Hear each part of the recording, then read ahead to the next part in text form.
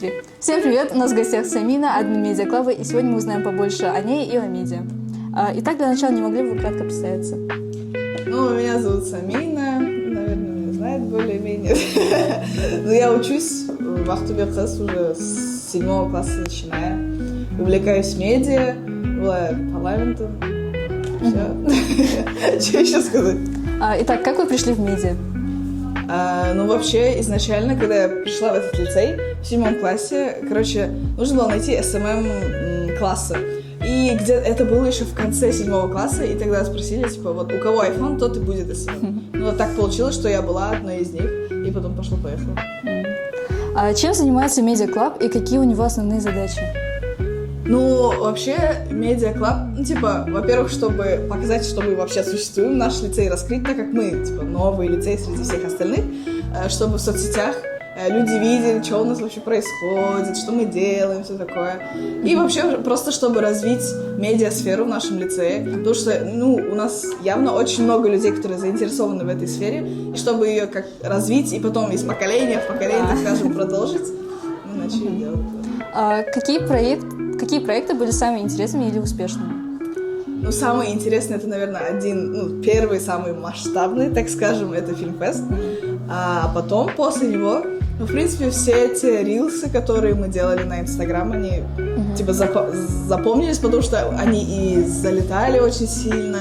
Там видео с формой, например, мы с Апай в августе вообще сняли это перед началом этого года учебного. И вот сейчас мы в процессе еще одного проекта тоже на Фильмфест. Как вы думаете, что сложнее, снимать видео или писать тексты? Ну, вообще, мне кажется, писать текст, сценарий, потому что перед тем, как начать снимать видео, нужно придумать, что вообще мы будем делать, какая задумка, идея, тренд. И к этому очень сложно приходить, потому что нам лень что-либо делать. Поэтому надо сначала встать, придумать, и только потом уже начать снимать. Какие навыки может получить ученик, участвуя в медиаклубе? Ну, вообще, во-первых, раскрыть, новое хобби, потому что, мне кажется, медиасфера — это не прям что-то супер банальное, поэтому определенные люди, которые хотят начать снимать, они, креативность, во-первых, во-вторых, коммуникация с людьми, потому что один ты по-любому снимать не будешь, ты по-любому будешь брать кого-то, которого ты будешь снимать или так далее, работа в команде, насмотренность и, насмотренность где, понимать, что вообще происходит в мире, потому что вы будете смотреть, что происходит в других лицеях, смотреть идеи с других стран вообще и так далее. Много навыков. А почему вам интересно заниматься этим? Прям определенной причины изначально не было, но вообще, как я помню, в детстве у меня, был свой YouTube-канал, и я снимала там на свой Samsung какой-то там, YouTube-влоги. У меня еще было 2 канала. Первый канал — это там что-то гейм, я игры играла, а второй — это просто влоги был. И мне кажется, у меня с детства просто тяга к чему-то такому, болтать на камеру, что-то разговаривать, всем показывать. И вот так и началось. По идее, у меня больше всего это все раскрылось в лицее. Классно. А какой контент вы любите больше всего создавать? Может, там какой контент? Либо супер легкий, ТикТок, да, просто за 5 секунд снял и выложил. Либо наоборот, который очень замудренный, короткометражные фильмы, 3-5 минут, где надо прям сценарий писать, много людей собирать, там разные локации ездить. Это тоже интересно. А есть ли у медиаклуба планы или новые идеи на будущее? Прям четких идей у нас, конечно, нет, каких-то планов.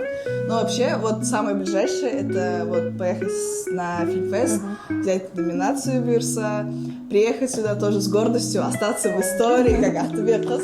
Так как, к сожалению, я в следующем году уже выпускаюсь, мы надеемся, что, в следующем году и так далее будут продолжать медиасферу, ее не забросят, клуб останется, Инстаграм также у нас будет стрелять. Так, больше всего. А как повлияла на вас прошлая поездка на Фильмфест?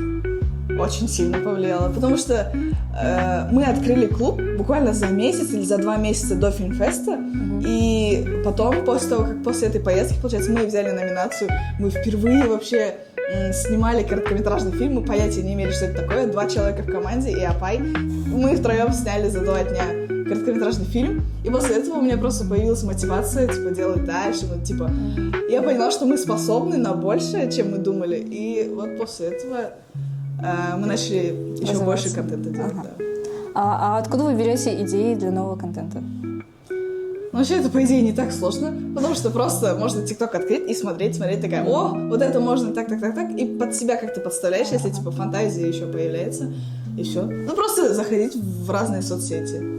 Понятно. А бывает ли сложно совмещать учебу и работу в медиаклубе? Ну, иногда бывает. Сейчас в 11 классе это не так сложно, потому что, в принципе, уроки у меня не так сильно загружены. Ну, наверное, в 10 классе так было сложно, потому что я была одновременно и парламентом, и медиаклаб у меня был, и БЖБшки, ТЖБшки, БТС. Но, в принципе, если, типа, все вовремя делать, а не оставлять все на потом, очень даже спокойно. А медиа для вас это просто хобби, или вы хотите связать с этим будущее?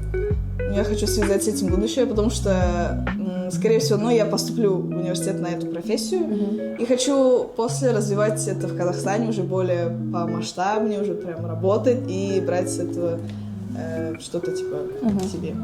А что вы ожидаете на фильм-фесте в этом году, и как бы вы оценили свою подготовку? Ну, вообще, подготовка в разы лучше, чем в прошлом году. Потому что в прошлом году мы снимали фильм прямо на самом фильм-фесте. Нам дали, типа, только 48 часов. А в этом году нам дали время заранее. И у нас явно чуть качественнее. Мы из-за того, что уже опытнее, на своих же ошибках немножко так проучились и сняли лучше.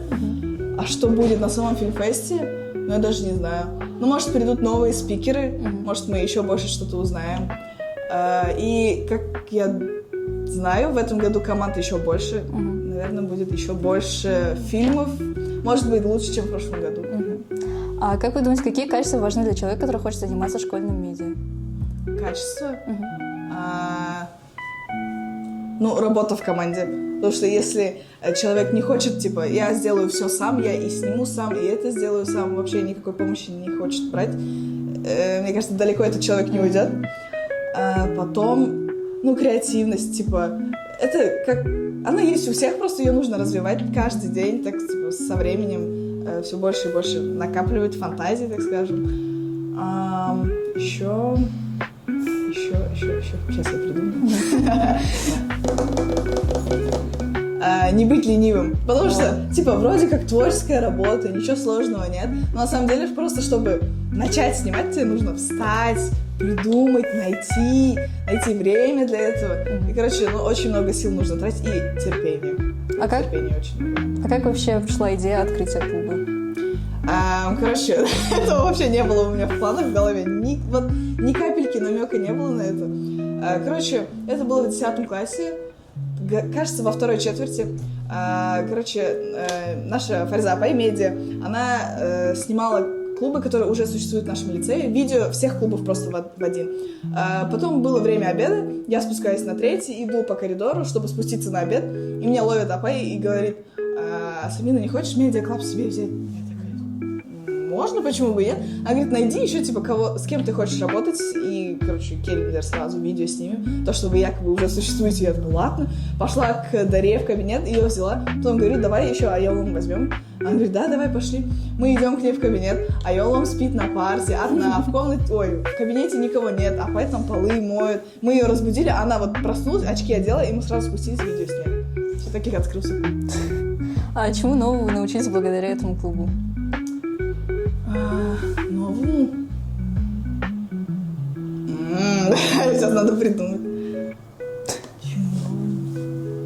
Я не знаю. Что-то развили, может быть, улучшили. Ну, естественно, я развила, типа, креативность, фантазию.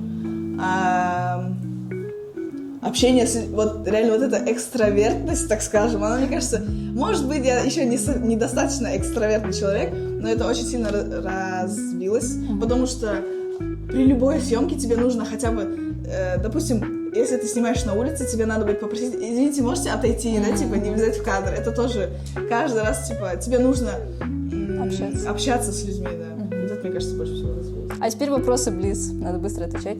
ТикТок или Инстаграм? ТикТок. Хотя, ладно, я вчера в нужный Инстаграм ответила. Так, давай социального Давай.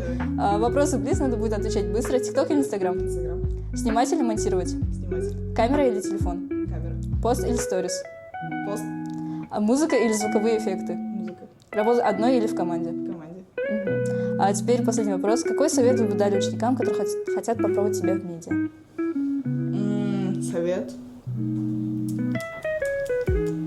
Сейчас. Что я вчера говорил? Убрать из своего словарного запаса слово кринж. Потому что очень много людей стесняются, типа они хотят начать, допустим, вести просто соцсети, да, Инстаграм, ТикТок вот обычный. И там, допустим, они что-то хотят выложить, такие, ой, нет, кринж, что они подумают, что это, да-да-да-да, и начинается. И типа это вот такой как будто барьер, я не знаю, люди слишком много думают, а что подумают другие? Если так думать, ты будешь стесняться и самого себя, и люди будут тоже стыдиться тебя, так скажем. Поэтому лучше просто быть увереннее и начать выкладывать, что хочешь. Все, на этом все. Всем спасибо и до встречи. Все. Спина. Что